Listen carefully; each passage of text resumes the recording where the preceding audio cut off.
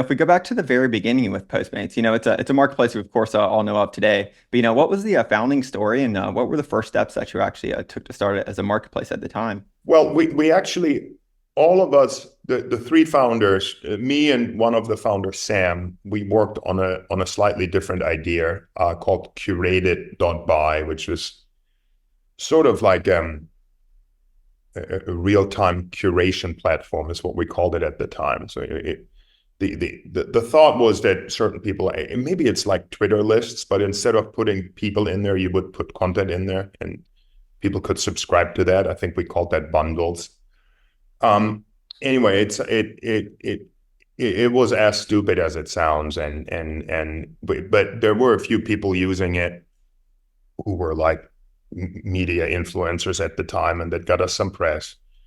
But we met this other guy, Sean, who obviously became my co-founder and is one of my best friends. And he worked at actually a really interesting startup called Hug Energy, and they were trying to build the world's most intelligent power strip. It would meter the consumption of devices attached to it, and it would help you turn things on and off in your house.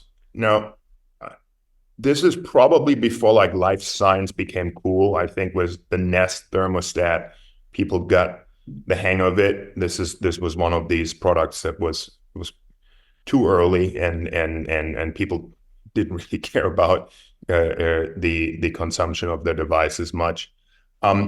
So we started working on this idea that I had a while back, which I already had the name for Postmates, and it evolved quite a bit from what it originally was. I think the original idea was, can we sort of create like a local postal service that allows you to move things within a city? And turns out, that you needed a sort of catalyst for people to have the original use cases were like, what if you lost your keys or someone finds them and you want to get them to you?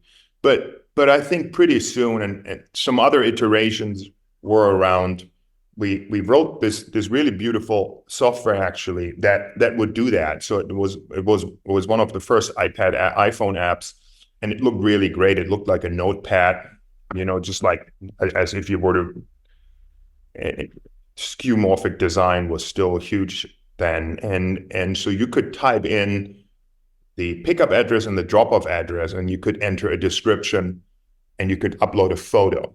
So, and now we were here sitting, and we were like, okay, clearly now everybody is using this to get things delivered through San Francisco. And when that didn't happen initially, we signed a lot of retail stores. So we went to retail stores and we said, like, look, do you ever have people coming in here and they asked if you deliver? And many of them were like, yes, this just happened a minute ago and I couldn't sell this chair because this person doesn't have a car. And we were like, well, use Postmates the next time someone wants to buy something and have it delivered. All you need to do is put the information in and we'll deliver it for you. And we had like 20 stores signed up. There was a vintage store in San Francisco called Stuff on Valencia Street. There were El's Attire, which is a tailor in North Beach. Really just great retail stores. But the volume, and there was a bike company, and the volume was very low. But what happened somehow is that, in this app that I just described, that really had no sort of payment functionality whatsoever, because it didn't really exist. I don't think Stripe had launched yet, or they actually hadn't launched. So what would happen is that in the description, at the pickup, people would put in a store, a restaurant, or Whole Foods, and in the description they would put the things that they wanted us to get to them. And we had to cancel all these requests because we were like, you guys, this is not how this is supposed to work. And also, so we were actually annoyed by it because we didn't want it to be like a company that does that sort of thing. We thought about us a bit more as we want to build an infrastructure that is like used for commerce, not be the errands guy, right? And so, but we talked to some of the friends, and I think Jack Abrahams and a few other people. They suggested, look, maybe give this a try. And we were very reluctant because we said, how can we give this a try? Because people order an order at a restaurant. What do you want us to do? And we ultimately came to the conclusion, what if we just call and place the order and find a way to pay, or have someone pay for it? So now, again, there's no integration done. By the way, this is in 2010. There is no point of sales yet that have APIs that you could, even if you had an agreement, could hook into. A lot of places are cash, in San Francisco especially. So we did two things. We bought Visa gift cards, and these Visa gift cards, you get them at Safeway, and we would hand them to the fleet of couriers. We had around 25 couriers in San Francisco. 10 years later, obviously, you have, Ben Horowitz write about do things that don't scale, right? So this is before he even wrote a book. So so we gave these gift cards to the fleet. Now they're as good as cash.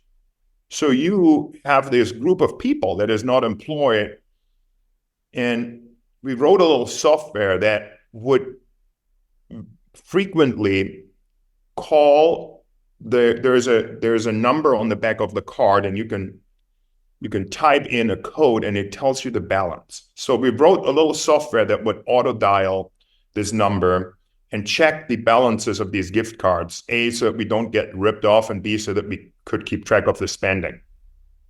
We also asked the fleet to write it down on like a little A5 envelope that they had, that we provided. So we try to keep a tally of that. Now they had a way to pay. They could also get cash. So we would take cash out, and we were Silicon Valley Bank, and why do you need money? Why do you need cash? And this is so funny. Like, you get some funding, but nobody wants you to touch that money. So we were like, well, we just need it.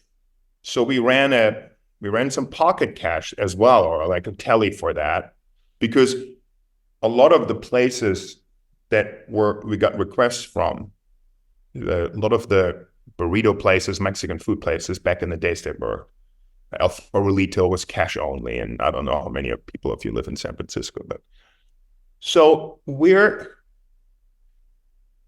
now set to purchase things, but we obviously have no way to charge the customer, because again, the rails of just dropping in an API key and having an interface didn't exist via Stripe.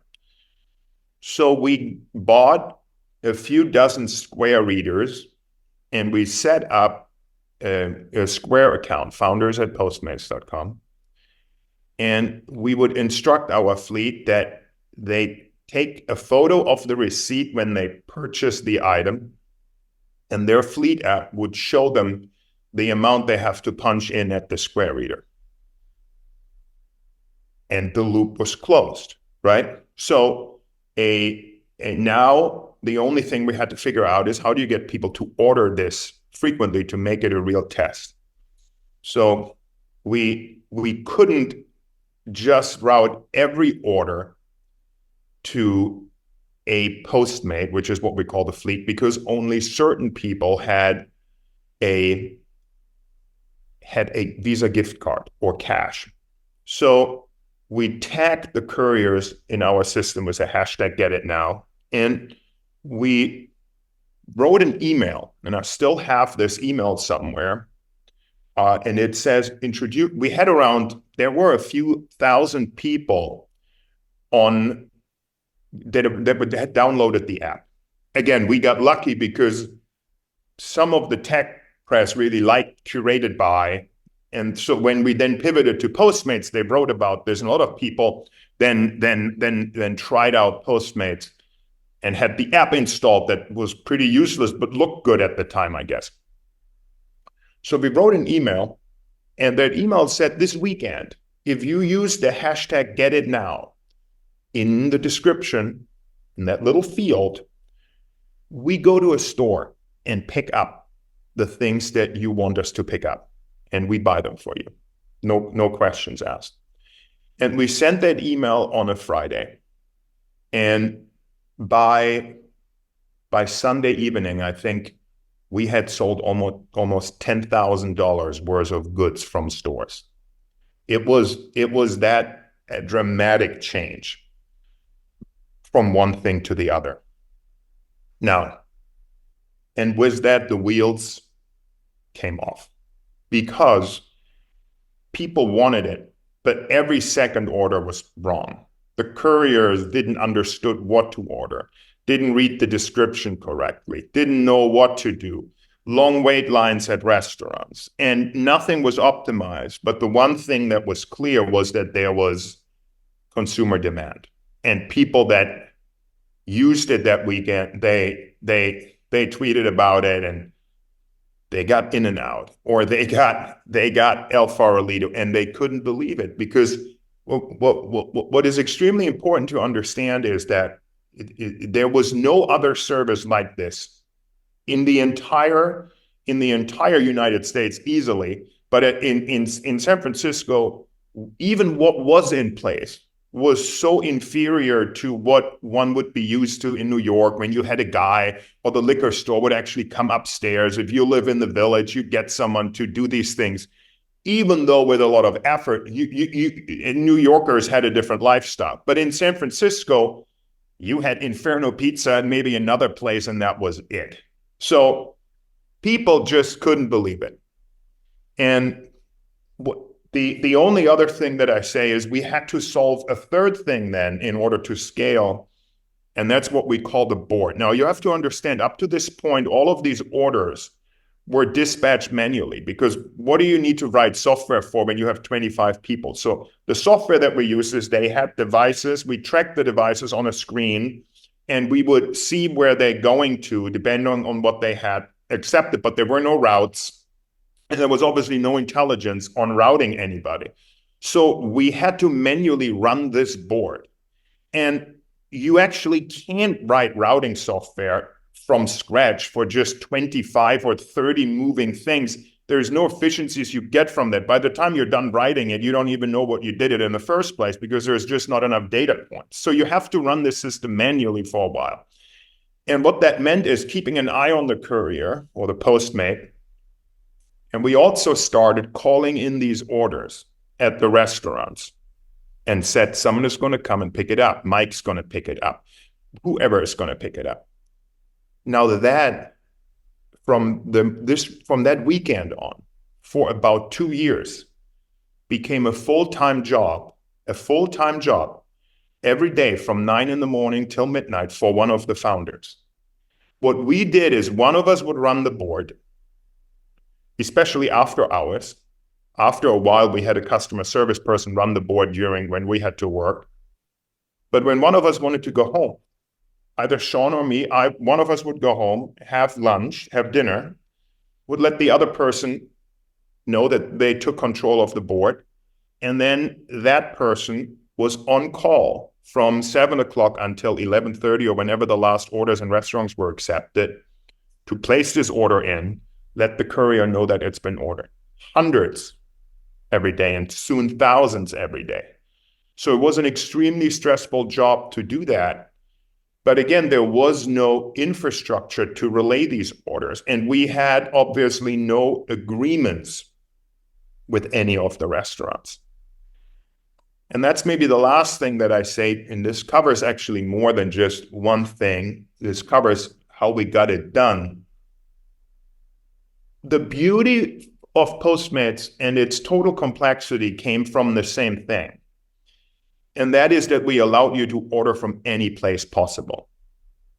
We didn't restrict you to order from just a few restaurants we were able to sign up, because it would have been so few that the whole magic of the product would be extremely diluted.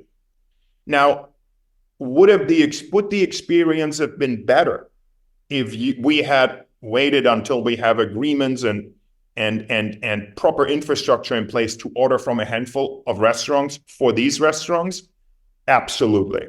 But we made the decision that the overall magic and that feeling that you can get whatever you want without virtually any restriction was the far more important thing to do, even if that meant 2 or 3 years of pain, actually a lot longer. We can go into the details why, but a pain, but ultimately creating a product that where we could use the tagline "Get anything from anywhere," um, which which was amazing. I stop here.